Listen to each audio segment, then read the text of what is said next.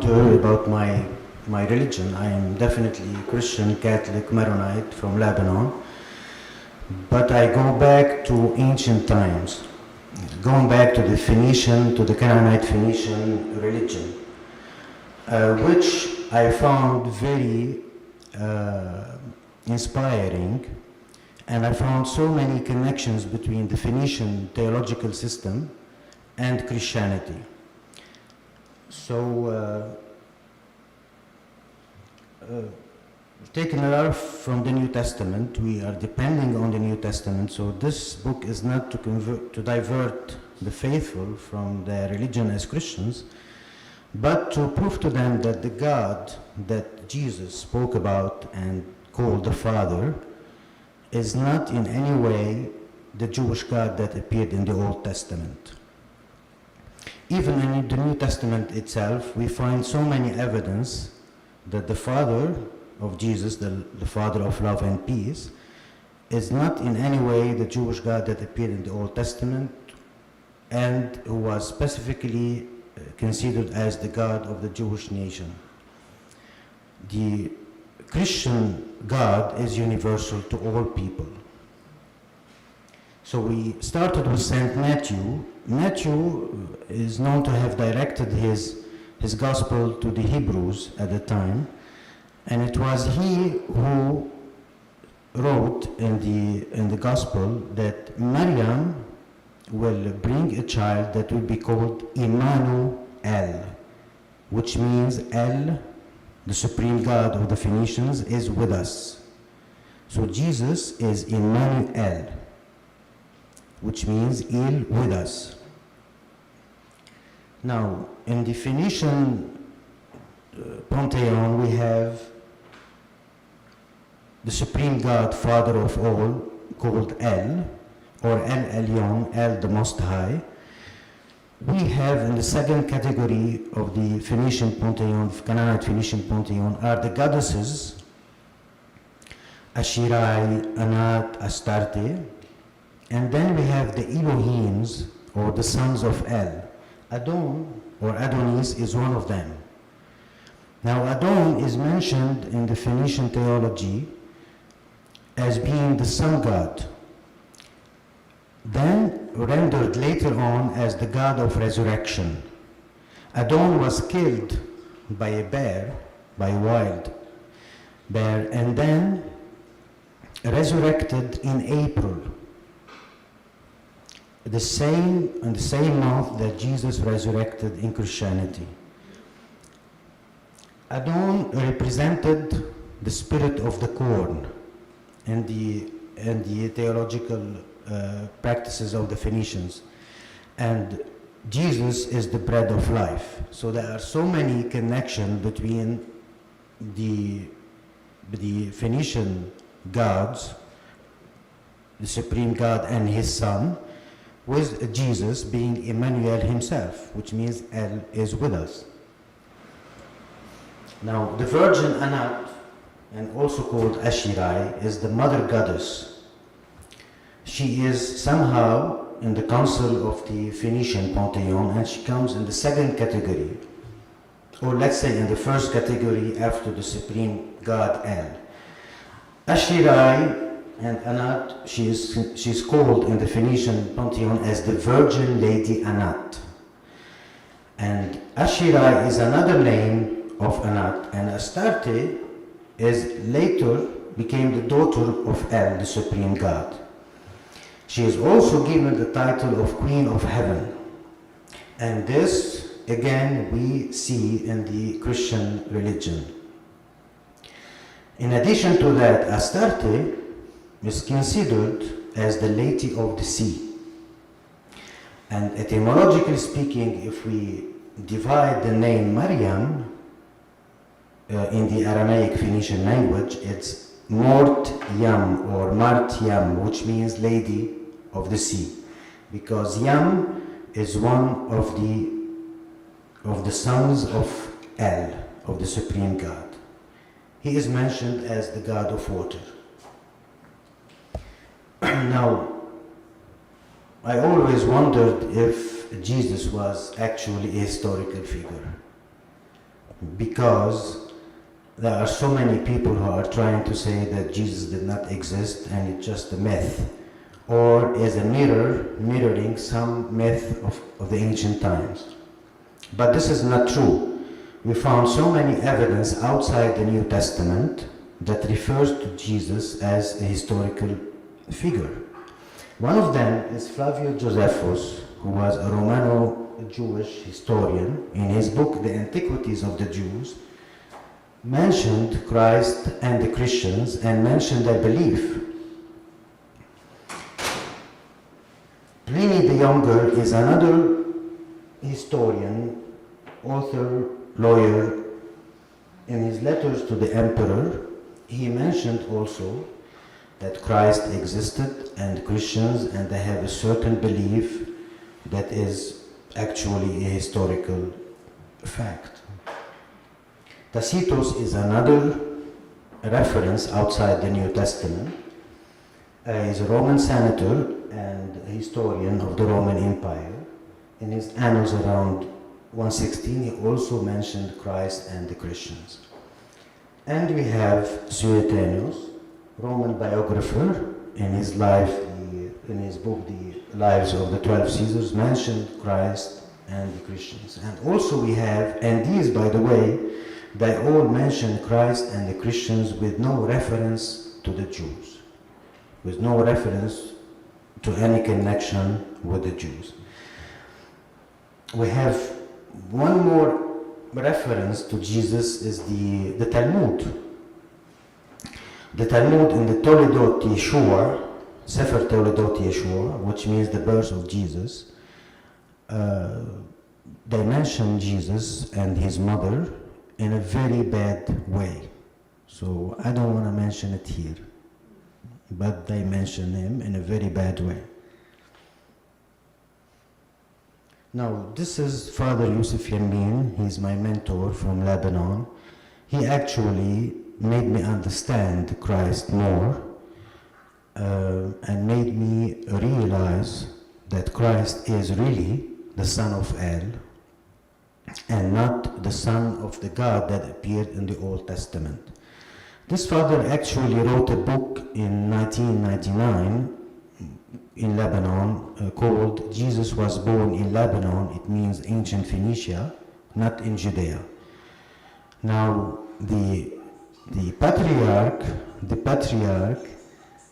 sent him a note of congratulation to Father 𝗖𝗆𝗍𝗏,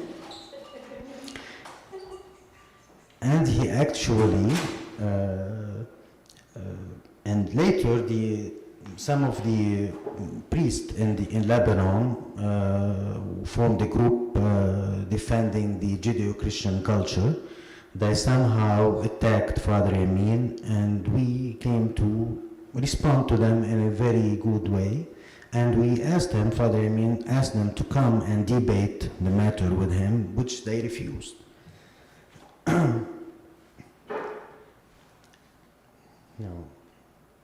Now, this is the geographical region of Mount Carmel and Bethlehem of Galilee. We know that all this region of Galilee, Phoenicia, follow the same Phoenician pantheon of gods, having the supreme god 𝗘 as the father of all gods. Now, geography is somehow determining that Jesus was born in this Bethlehem or in this Bethlehem. In the New Testament, Jesus was born in this Bethlehem. It seems that the scholars are saying, like Jacques Duquesne in his book Jésus, or Ernest Renan in his book La Vie de Jésus, he mentioned that Matthew, in a way, who addressed the book to his gospel to the Jews, to the Hebrew at the time, he somehow decided to shift the two Bethlehems and made Jesus born in this one. Although archaeological studies show that this Bethlehem has been founded, has been established 200, 300 years after the time of Jesus. At the time of Jesus, it was a cemetery. And it seems that the Emperor Constantine and his wife Elena, who took up with Christianity to make it as the religion of the Roman Empire, it seems they favored this one. Whereas in reality, as I said, this one was not in existence at the time of Jesus. We have this one. Therefore, Jesus is called Jesus of Nazareth, and this is Nazareth. And this is Bethlehem. This Bethlehem is actually, in Phoenician Aramaic language, is the house of bread. And Jesus always mentioned himself as the bread of life. And this same place is the place where Adonis used to be worshipped, who is also called the spirit of the corn.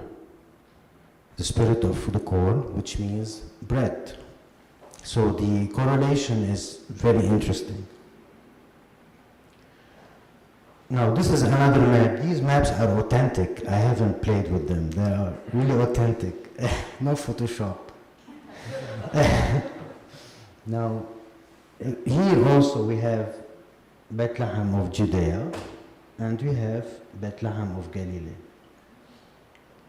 Now this region is Galilee, Phoenicia. This region is Samaria, and this region is Judea. You see the color here combining Galilee and Phoenicia all together. That's why in the New Testament they say Galilee of the nations, Galilee of the Gentiles, Galilee of the non-Jews. In Galilee at the time of Jesus there were no Jews. This is Al-Majdal. This is the place where Maryam Magdalene is this is the place where she originated from. Now we have here Rame, a place called Rame, and we have here Cana. This Cana is where the miracle happened. And we have the evidence. I'm going to show you the pictures later on. But this Rami is an important place because while researching Jesus, we found a person by the name of Joseph of Arimathea. Joseph of Arimathea, according to records like the Talmud and other records, he is the uncle of Maryam. Either from her father or from her mother. Now, in the British records, Joseph of Arimathea is a Phoenician trader. In Arabic, in the New Testament, we say Yusuf al-Rami. Yusuf meant from the city of Rami. This is Rami. We have 5 places called Rami in Galilee, Phoenicia, and Samaria, and 1 in Judea. One of them is now called Ramallah in Palestine. Now this one is the place of Joseph of Arimathea. And since he is the uncle of Maryam, he is not away from her place, from Cana. An astronomer, in his book La Vie de Jésus, he says that Maryam went back to Cana. And it is in this Cana where she was when the wedding occurred. So that was her place. Everything happened in this region. Rarely Jesus descended to Judea. Maybe one time or a couple of times, not more. Now again, this is another map that shows exactly the same thing. This is Bethlehem. This is Al-Majdal, from where Mary Magdalene was, Rami and Cana. Now this is Mount Carmel. Mount Carmel, etymologically speaking, it means Karim Il, in the Phoenician Aramaic language, which means the vine of El, the wine. And underneath this Mount Carmel is the Bethlehem, the house of bread. Now we make the correlation, bread and wine. Can you explain El? Sorry? El, you keep saying El. El is the supreme God.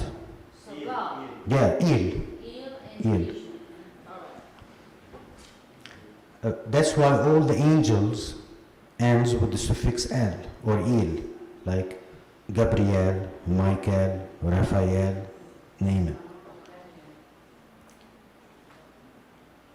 Now, this bread and wine comes from this idea that he was born in the Bethlehem in the house of bread underneath the Mount Carmel, the vine of El, and it goes back to the ritual performed by Melchizedek, or Melchizedek, my king is righteous. This Melchizedek appeared in the Old Testament as well as in the New Testament. 𝗧𝗿𝗱𝗏𝗄s, who is one of the early Roman historian, and who compiled the New Testament and the Old Testament together, because actually Constantine commissioned him to do that. So he decided to focus on 4 Gospels and some of the letters of Paul to be put in the New Testament, and he took away all other Christian writings, whether Gnostic and non-Gnostic, which we consider them apocryphal work. And 𝗧𝗿𝗱𝗏𝗄s himself, in his book that he gave, the book called The Preparation for the Gospel, he mentions Melchizedek as not a Jew, and that Jesus was following Melchizedek order. So it's not just a degree, it's an order. It's a fraternity that has been in existence from ancient times in Phoenicia and in Egypt. And this fraternity is known as the Great White Fraternity. It started on Mount Hermon, 𝗧𝗿𝗱𝗱𝗱𝗃 in Lebanon, with Enoch, one of the prophets that appeared to be a seer of visions, and he moved the teachings he received. I don't know if somebody read the book of Enoch. It shows the connection between Enoch, this prophet, this first man, with God, who is called Il. And he moved the tradition to Egypt. Now, one of the important elements in Egyptian religion is the fact that Thutmose III, when he was in Phoenicia, he got initiated on Mount Carmel that I just showed by the Enochian priest, and he took the idea of monotheism to Egypt. And Thutmoses it means in Egyptian initiate of Thut, or born of Thut. That's why the name Moses is not a Jewish name, but an Egyptian name, which means born of or initiate of. Therefore, Ramses is born of Ra, or initiate of Ra. So Thutmose brought this monotheistic belief to Egypt, but he kept it secret. It was not until Akhenaton who brought this monotheistic belief openly in his city Akhenaton. Now these people, the Egyptians, followed, or let's say that they formed with the Phoenicians a fraternity, an ancient fraternity of monotheistic beliefs. Having Aton as the god, the sun god in the Egyptian monotheistic belief, and Aton is a derivation of Adon in the Phoenician religion. This is Adonis. Now, the cultural and the religious entourage at the time of Jesus. We have, I think you got now an idea about what's going on here. So all this area Phoenicia, Galilee, they had a certain belief, a monotheistic belief in God, the supreme God, and in goddesses, and in a pantheon of gods. With the coming of Christ, this have changed. It have changed, but having the same idea. For example, in the Phoenician theology, we have the Son of God, Adon, Shalim, Yahweh, I just mentioned. Now, what has been said as myth, let's say it was a myth, in the Phoenician theological religion, it became a manifestation with 𝗖𝗆𝗆, with Jesus. What has been said as myth, it became a reality with Jesus. 𝗖𝗆𝗆 is actually an Aramaic Phoenician name, which means 𝗖𝗆𝗆, may Yahweh saves. Now Yahweh is different from Yahweh. Yahweh is an ancient Phoenician god that has been mentioned in the Medianite region. It has been mentioned in the Ugaritic tablet, and it is similar to Yam on the coastal Phoenician cities. And Yam is the Phoenician god of water. Now Yahweh was transported with the Amorites, who were Canaanite tribe, like 2000 years BC, to Mesopotamia. This god, Yahweh, became with the Mesopotamians 𝗍𝗍. And this 𝗍𝗍 still having the same function as god of water. Now this 𝗍𝗍 became known as 𝗍𝗍 in the Chaldean Babylonian period, which is 7th to 6th century BC. Now Cyrus II, the Persian emperor, it is said in the Old Testament that he moved a group of people and wrote an edict to move a group of people from Ur and Babylon to the land of Canaan. It is mentioned in the Old Testament as he is returning the Hebrews to their original land.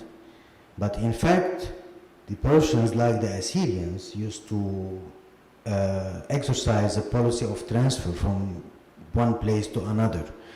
So within their empire, expanding their empire. So they moved, but the Assyrians were more ferocious than the Persians. So the Persians moved a group of people from Babylon and Ur to the land of Canaan. When these people crossed the river, the Phoenicians called them عابرو النهر, عبرانيين, Hebrews.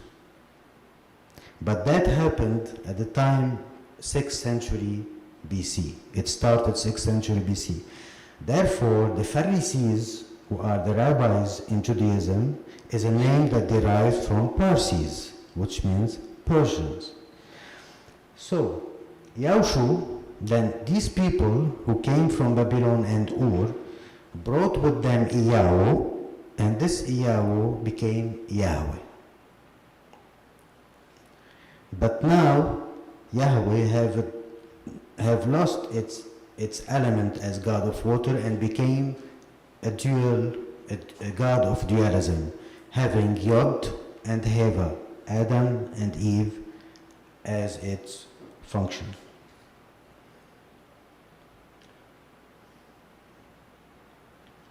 That's not him. Sorry? That's not him. What do you mean?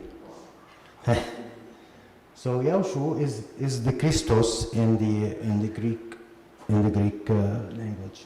Now this is the what has been attached on the cross, having the Hebrew name Melech HaMashiach, which means the Messiah, the King, the anointed King,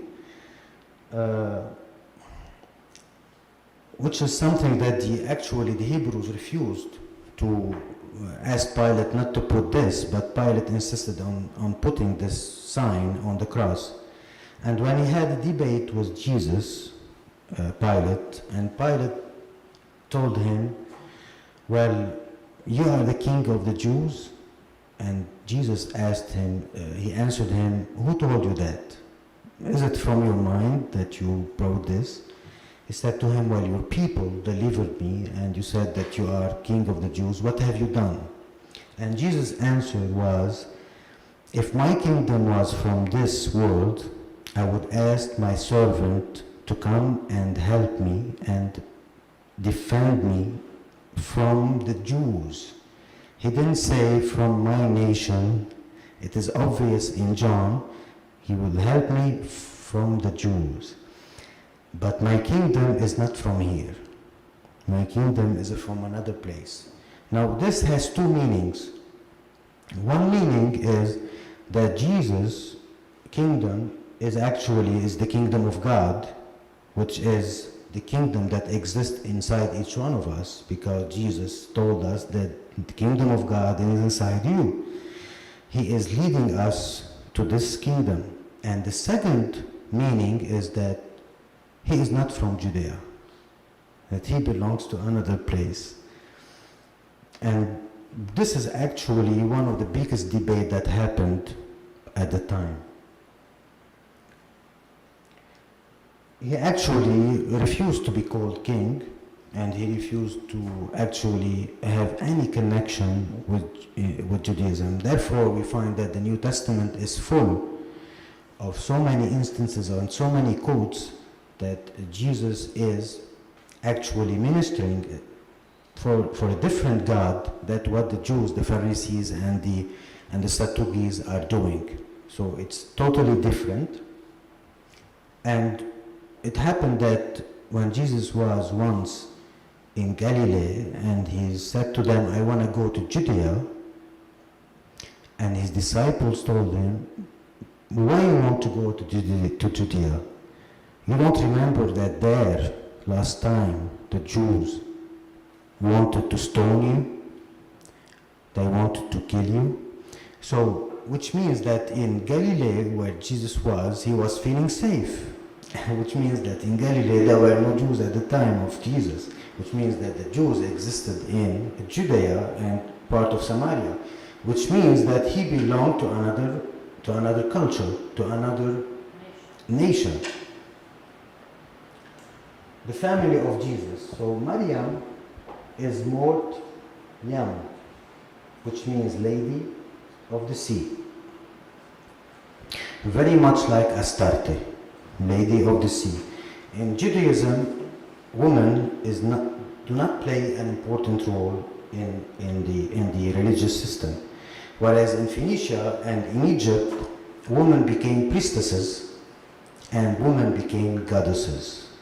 And this is something that does not exist in Judaism. Yosef is Yosef. Mayau add.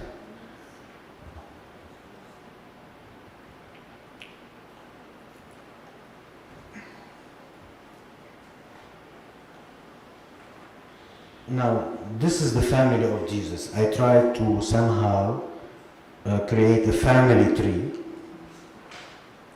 And it started with, this is Yosef of Rami, also known as Joseph of Arimathea. He is the brother of Joachim. So Yosef, Joachim. In Judaism, it's Yehosef, Yehokim. Because Yahweh replaced Yah. But in fact, the original names are like this. So Joachim is the husband of Anna. It is not mentioned in the New Testament, Joachim and Anna. They are mentioned in the Gospel of the Apocryphal Gospel of James, which the church did not use to take as part of the New Testament. But then again, the church considered it as important. In this, we have Maryam, mother of Yahushua. Now, Anna is the sister of Elizabeth. And Elizabeth is the wife of Zachariah, and they gave John the Baptist. Now we have here 𝗖𝗆𝗱𝗶𝗁𝗲𝗃, which means the adoptive father of Jesus, is the husband of Maryam. They brought Yaushu. And Maryam had another sister by the name Maryam, because the name Maryam is common in Phoenicia because it represented the goddesses. The goddess, like Astarte, lady of the sea. And this is also mentioned in the New Testament. And Maryam is the wife of Clopas, and they gave James, who some believe that he is the brother of the Lord, but he is not the brother of the Lord. He is his cousin, and these gentlemen here. Now, Emmanuel is an Aramaic name, which means Emmanuel, Emmanuel, which means Il with us. So Jesus is Emmanuel. Jesus is Il with us. Is the Canaanite Phoenician Most High God. Jesus was not called Emmanuel Yahweh to say that Yahweh is with us. Emmanuel means Il with us. Now, Il Elyon is the name of God in its most supreme or sublime form, which means Il, the Most High. 𝗖𝗆𝗆 means Yahweh saves, and Yahweh is the Phoenician god of the sea and water. He is also mentioned in the Phoenician pantheon as the son of El, as one of the Elohims. 𝗖𝗆𝗆𝗃 is the Greek form of 𝗖𝗆𝗆. 𝗖𝗆𝗆𝗃 is coming from 𝗍𝗍, from 𝗖𝗆𝗆, and means the healer. Now, definitely Jesus and 𝗖𝗆𝗆 and Yohanan and Maryam of Magdala and even Paul were part of a religious group that is called the Asayas. Some people know them as the name Essence. The Essence. But the Essence is not the correct name. The correct name is Asayas, which is a Syriac Aramaic name that means healer.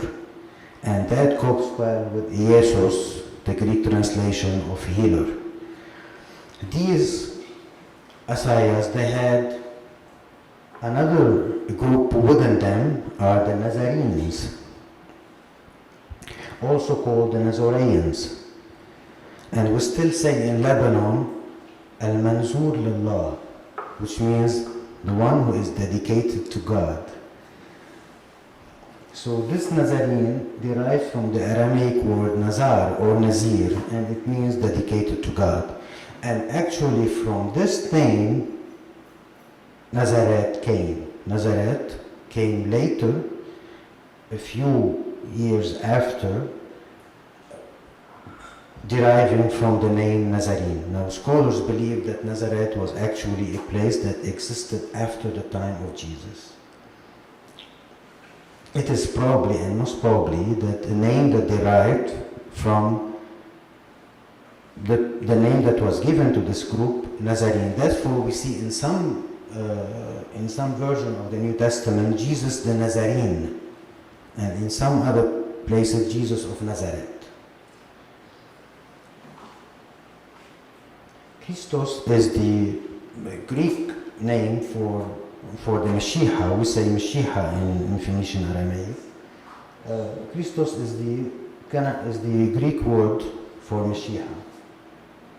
Now the Great Annunciation, these are paintings. There are so many paintings that describe Maryam having, getting the Annunciation in the temple. In the New Testament, Luke and Matthew, they did not mention where Mary received the Annunciation at all. It was the Gospel of James, who is the cousin of Jesus. It's considered an apocryphal work. But in this Gospel we find the name Joachim and Anna, the parents of Maryam. James believed, he wrote that Maryam was consecrated to a temple at an early age, when she was maybe 14. And we believe that the temple that she was consecrated and she was being held as a chosen girl is the temple of Mount Carmel. And James also wrote about the Annunciation that's happening when she was coming back from the temple. This means a lot. It means that Maryam was consecrated in an early age in the temple. This is not a Jewish custom, it's Canaanite, Phoenician, and Egyptian. Second, that she received the Annunciation of the coming of a Savior when she was in the temple or coming from the temple. In the Gospel of Bartholomew, who is one of the disciples of Jesus and is mentioned as the disciple of Jesus, and according to 𝗖𝗆𝗱𝗲𝗶𝗁 in his book, The Phoenician Origin of the Celts and Wales and Irish, because he believes that the Celtic people and the Irish had some Phoenician origin. He wrote in his book that because actually the Phoenicians arrived to Ireland and arrived to Scotland and arrived to many places. We have reference that the Phoenicians had a secret reservoir of tin in Britain, which they used to trade with all around the Mediterranean. And it seems that the name Britain is coming from the name Barati, which is the Phoenician goddess. And some believe that the name Britain is coming, Britannica, the ancient word of Britain, is coming from Bartanach, which means the land of tin. And many British scholars are now going into that line of understanding. At any rate, the Gospel of Bartholomew consider in his Gospel that Maryam was at the temple when she received the Annunciation, and who appeared to her. I just showed in I just show you in the trailer that it was some entity that looks like a high priest or looks like a god or looks like, and he practiced the ceremony of bread and wine. So the Gospel of Bartholomew gives us two clues. One clue that Maryam was in a temple. The second clue that she received the Annunciation from a priest, a high priest, practicing bread and wine, which is a Canaanite Phoenician ritual, practiced first by Melchizedek. And actually this is mentioned in the Old Testament because Melchizedek is shown in the Old Testament blessing Abraham while he was coming from a certain place, and he initiated him. But we doubt that because scholars and archaeologists believe, and historians believe, that this section was somehow put in the text to give a blessing to Abraham from a higher order, which is the order of Melchizedek. And we don't think that Melchizedek actually would bless a person coming from war, because he is actually the high priest of Shalim, and Shalim later on became Salam, became peace. The word Shalim became later on peace. So Maryam, we have no doubt at all that all references shows us that she is following the Phoenician teachings, and we have seen in the Gospel of James that she was chosen to, I showed that also in the trailer, that she was chosen to sew the robe, the purple robe, to the high priest. George Rawlinson, in his book History of Phoenicia, believes, and he wrote with evidence he had put, that only the Phoenician high priest used to wear purple robe. So she was sewing this purple robe to a high Phoenician priest.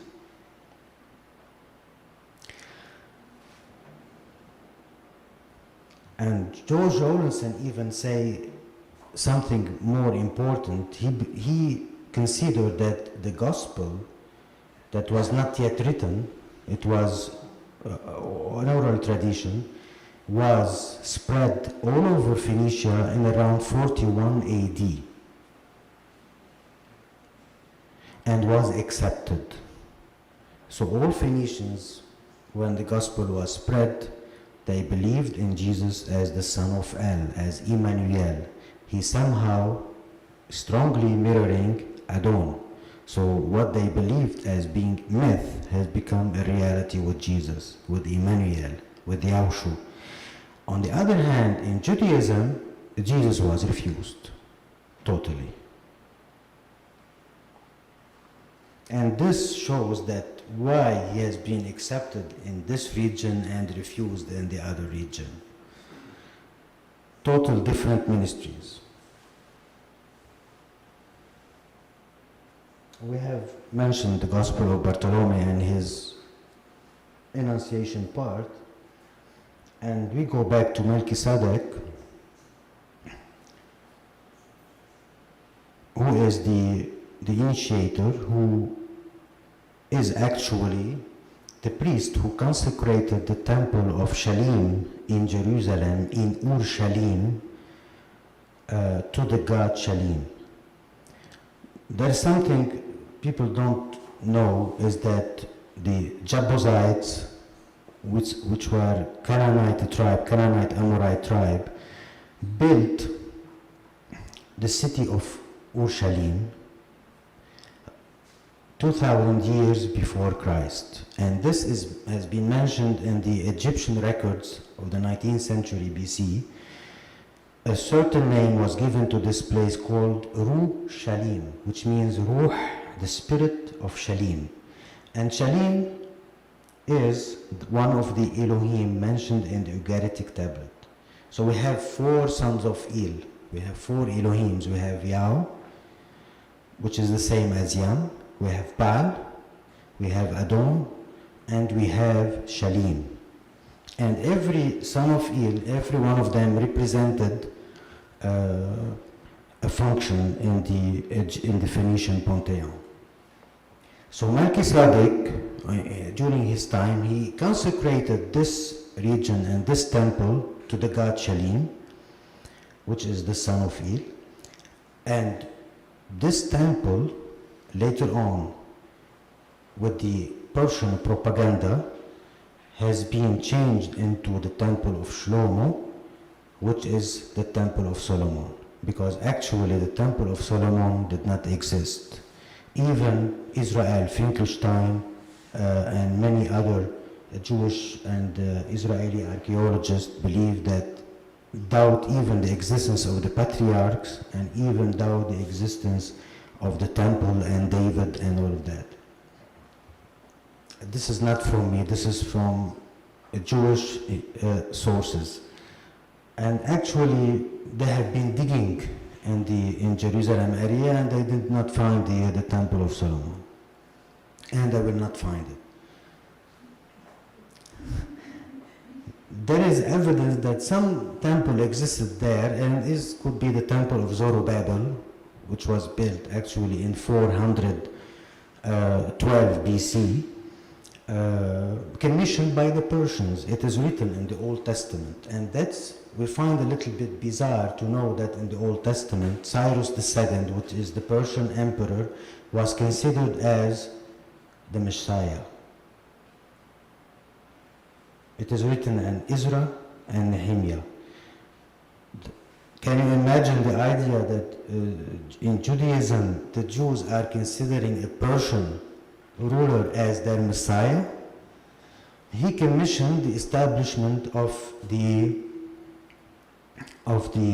temple of Zerubbabel, which means the seed of Babel. Zerubbabel means the seed of Babel. And Ezra and Nehemiah are Persian scribes. Now, we come to the historical evidence of Jesus the Galilean and his. We have here Cana of Lebanon. We have probably we see here a statue, and these stones here, engraved stones, goes back to the 1st century AD. It has been proven. They proved them. This is where probably the two seals are for official at the wedding, where we can see the statue of one of them in Cana.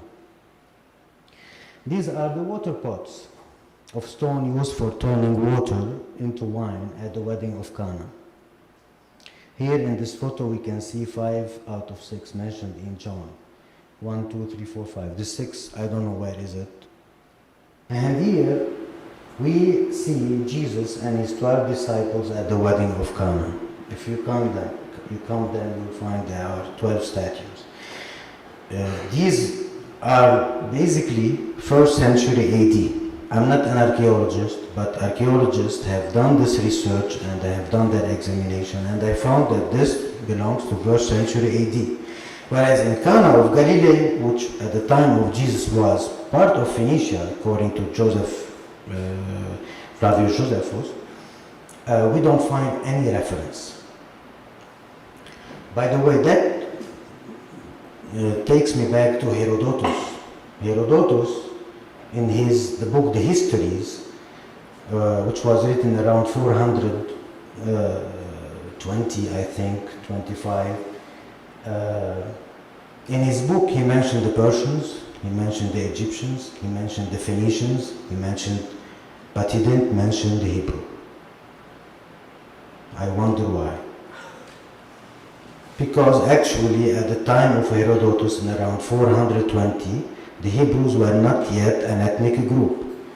They have been just being transferred from Ur and Babylon of the Chaldean at the time, and they started to be there. They migrated in waves from starting the 6th century BC until the time of Darius II, and they built the temple of Zerubbabel around 412 or 416. At the time of Herodotus, he didn't mention them at all. I searched, I looked, not in Hebrew, not as Hebrews, not as Israelis, not as Jews. In any term you can determine this nation, it was not there in Herodotus' book. So the disciples of 𝗖𝗆𝗰𝗆𝗆, these are here, and 10 of the disciples of Jesus were Galilean Phoenician. We had 2 that were not. One is Judas Iscariot, and one is Nathanael. Judas Iscariot is from the Iscariot region, and Nathanael, he believes that nothing good can come from Galilee. Is it possible that the Son of God would come from Galilee? And Jesus answered, he told him, you are an Israeli indeed, there is no deceit in you. So they knew each other. Jesus knew them and they knew him. And according to Jacques Duquesne, Judas was a spy sent to Galilee to spy on Jesus. And this is not from Jacques Duquesne. The New Testament says it. The New Testament says that Judas has been coming to Galilee to spy on Jesus. And I have the quote in the New Testament in the book, but I forgot now which one. But it's there. So they were spying on Jesus to know what he was teaching.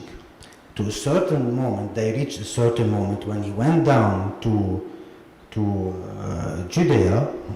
They refused him, they confronted him, and they almost tried to kill him many times, but he always managed to escape. But this escape is for a reason. We're going to find out. And of course, Jesus had female disciples. This is very important to know. He had like 12 female disciples. They were around him. Mary Magdalene is one of them. Now, that's why we find a difference between the Asayas of the Galileans, the group which Jesus belonged to, and the Qumran community that existed by the River Jordan, and who were Orthodox Jews. This Qumran community, and we found them in the Dead Sea Scrolls, mentioning them in Dead Sea Scrolls. These people are a male group, basically. They're a male group, and they considered women as something bad to them. They haven't accepted women, but they were Orthodox Jews in conflict with Jerusalem. Whereas the Asayas, who were in Galilee, they accepted women, and women played an important role. Mary Magdalene actually witnessed his resurrection. She was the first one to witness his resurrection, and she anointed him. So she is a priestess. Definitely, we believe that Mary Magdalene is one of the priestesses.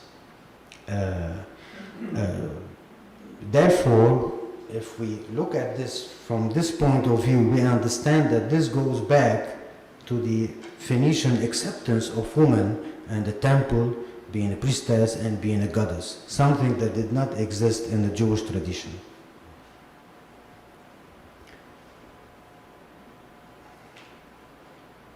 Now, John, or Yohanan the Baptist, is one of the most important individual in Jesus' ministry. He actually baptized him. He initiated him into the role that Jesus wants to fulfill.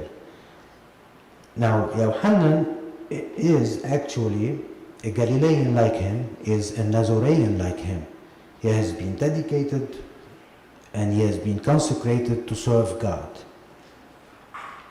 Yohanan, Mary Magdalene, Paul, Jesus, Yahushua, they all formed this little group called the Nazarenes, those who are chosen to serve God.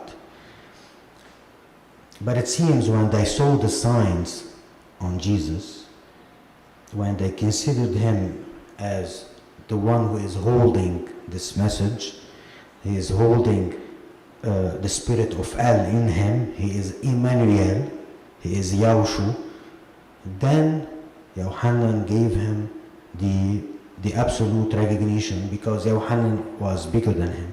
So he gave him the recognition as the Son of God.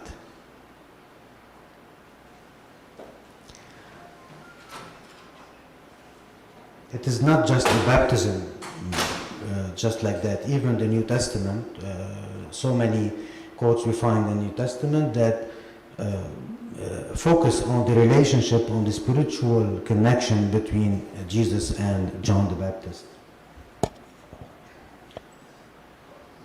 So I mentioned the which temple and what God that we believe that Jesus was talking about in the New Testament, and following the order of Melchizedek, which is the ancient order, going back to the Great White Fraternity.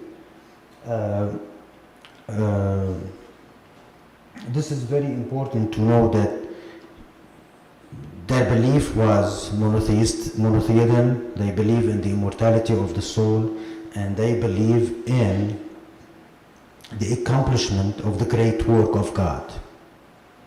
So this line started, as I said, from 2000 years BC, and it continued with Jesus, passing by Thutmose III, Akhenaton, Hirams of Lebanon, the three Hirams, and Pythagoras himself was considered himself as one of the incarnation of Hermes, and Hermes is Tautos in the Egyptian religion, and is Enoch in Phoenicia, or the Phainok according to 𝗧𝗿𝗶𝗁𝗶𝗴𝗲, which is the phoenix. So this is the order that started and continued, and on the other hand, we find the Babylonian Brotherhood. So the Babylonian Brotherhood is the brotherhood that deviated from the original source of the Great White Fraternity and deviated on the line. That's why we see in John calling Babylon the whore.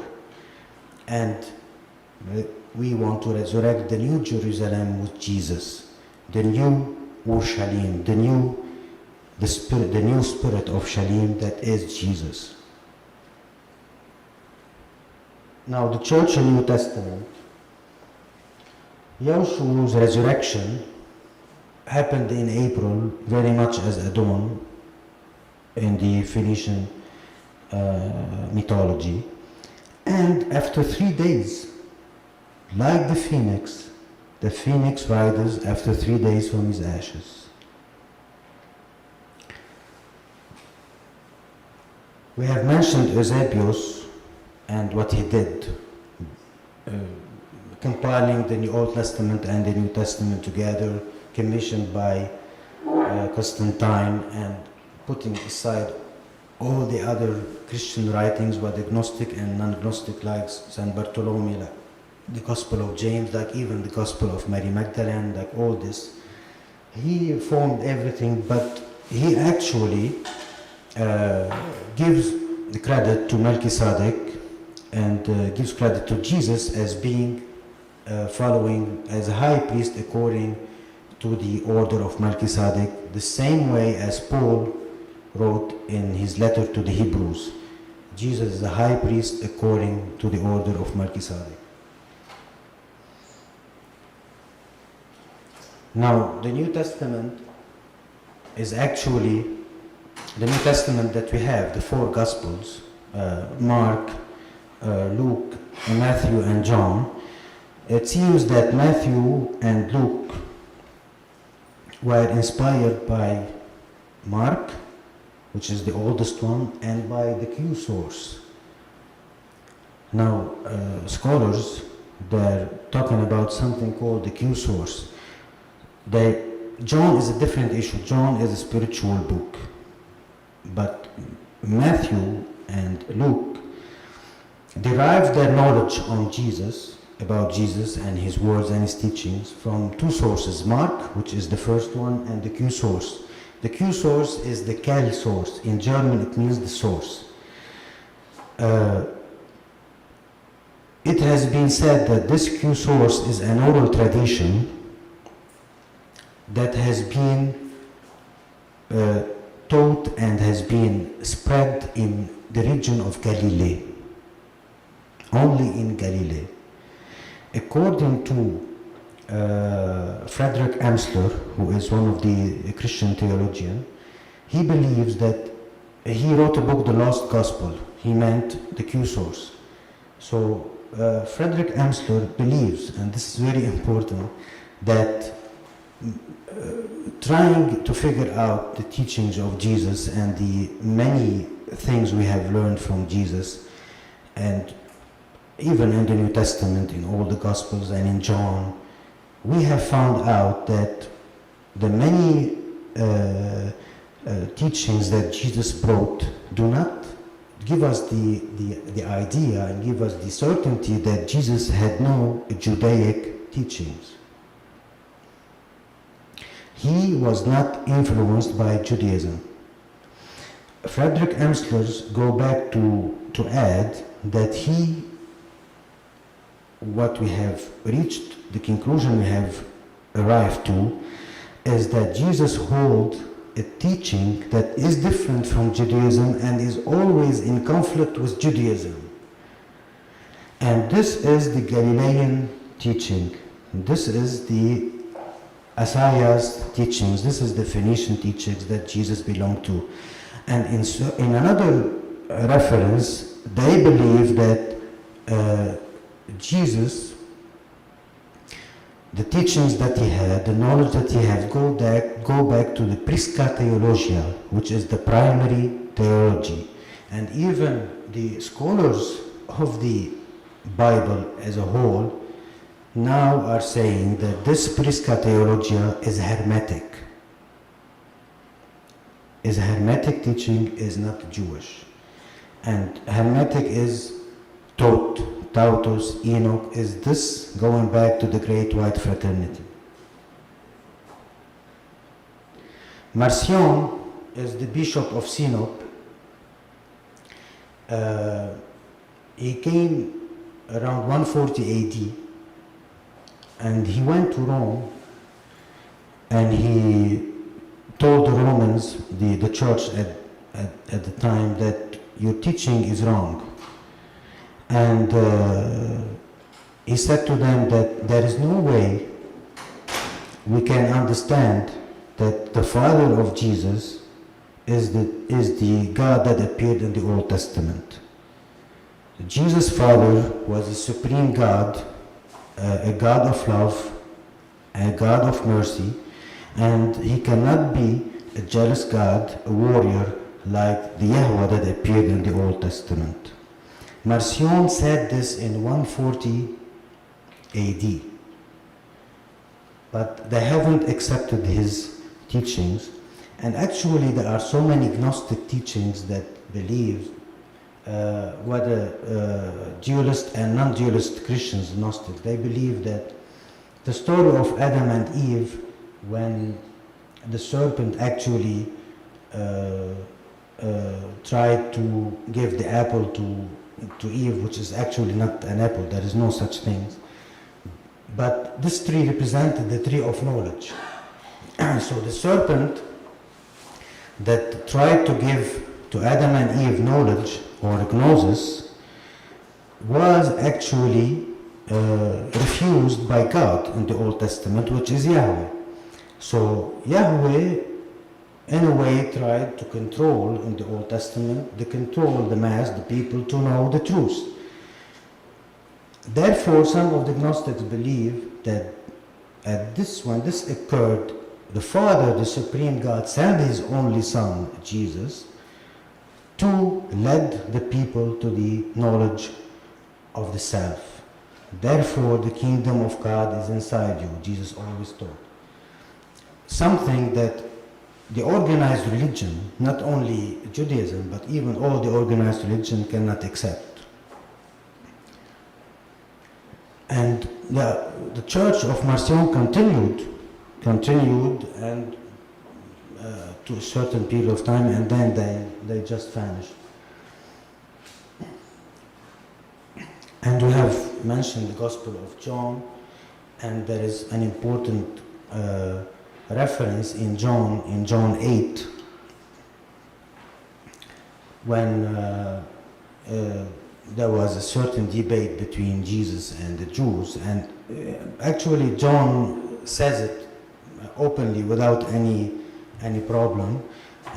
He said that in John 8, with the debate that occurred between Jesus and the Jews, when they told him that we have only one father, Abraham, and he told them, if your father was Abraham, you would have known me, but your father is not Abraham, your father is the devil. So it's not from me, it's from the New Testament itself, John 8, look at it. And they said to him, we are not born from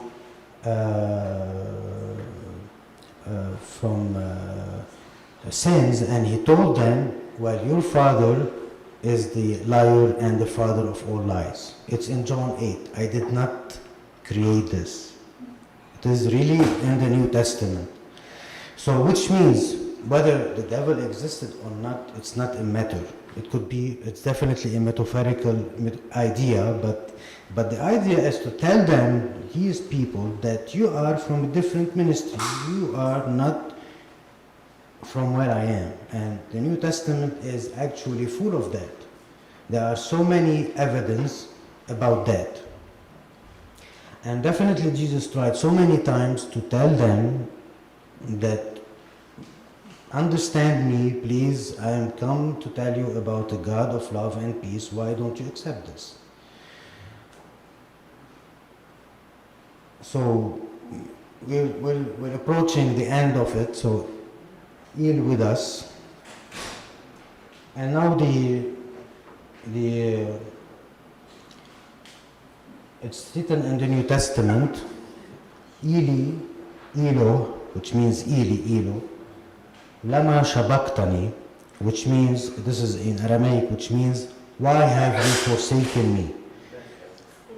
But in the Peshitta version, which is the Aramaic version, Jesus did not say that. Jesus said, "Eli, Elo, for this moment you have spared me. For this moment you have spared me." And in another translation, "Eli, Elo, lamash baktani," which means, "How much have you praised me?" So the idea of death and the resurrection of Jesus is not the Father leaving his Son dying, but there is a resurrection, no? So how much have you praised me? I have been praised with the resurrection. Like all the people, like all the Christians who will resurrect with me at the time of resurrection. So it's a glorification, it's a praise. It's not leaving the Son. It's not leaving us a humanity. We are going all to rise again at the time of death. Death and resurrection. And all the scene in John, happening around this moment of death and resurrection, around this of crucifixion, Jesus is speaking about glorification. There is no leaving. It's an act of glorification. Actually, if the Father left his Son, there is no meaning of resurrection. It could have been a simple idea coming from the myth of Osiris and the myth of Adonis. But this is a glorification. And it is very important to know that Jesus on the cross, he did not say Yahweh, Yahweh. He said Eli, Elo. At the moment of crucifixion, he said Eli. And the truth shall set you free. Thank you so much.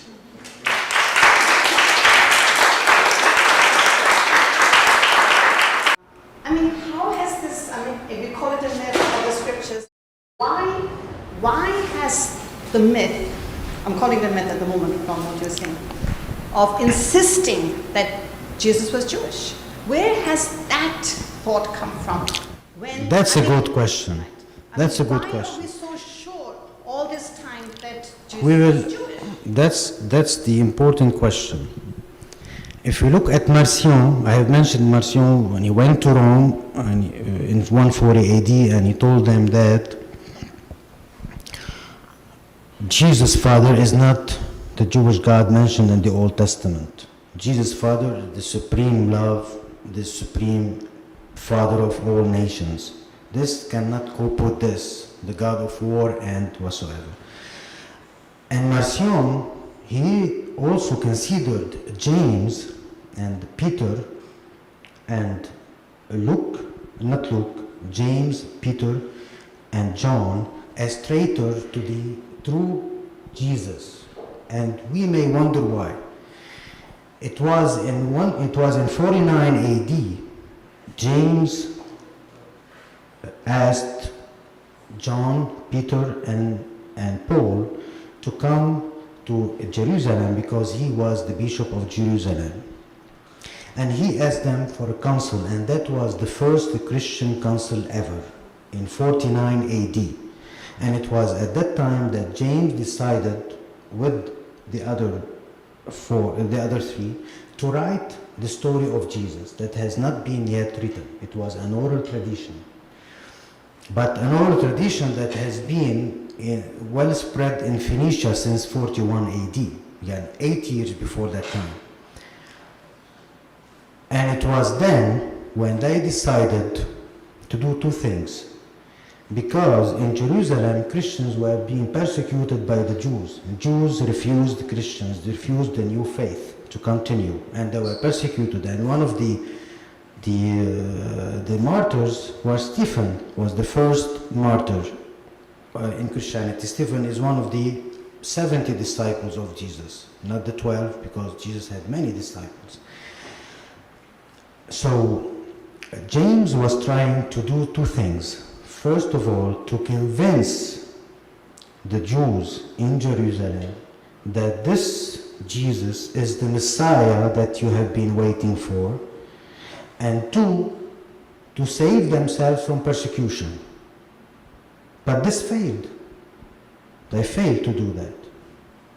But that's why we see in the New Testament the contradiction. That's why we see in the New Testament two Jesuses. 25% of this Jesus, or 15%, is a Jew, and 85% of this Jesus is not Jew. For instance, somewhere in the New Testament, Jesus, he other than the John 8 is a powerful accusation by Jesus to the Jews. But in some other instance, he tells them, if you go and make people proselyte, which means you change their religion into Judaism, you will make them deserve hell more than you have it. I mean, isn't that obvious? The conflict between Jesus and the Jews is so big. And he was refused, he was crucified, but he resurrected, he was glorified. Stephen was murdered, and many Christians were killed and murdered and stoned to death in Jerusalem. James was at a certain point that he wants to do something. He came out with the first council.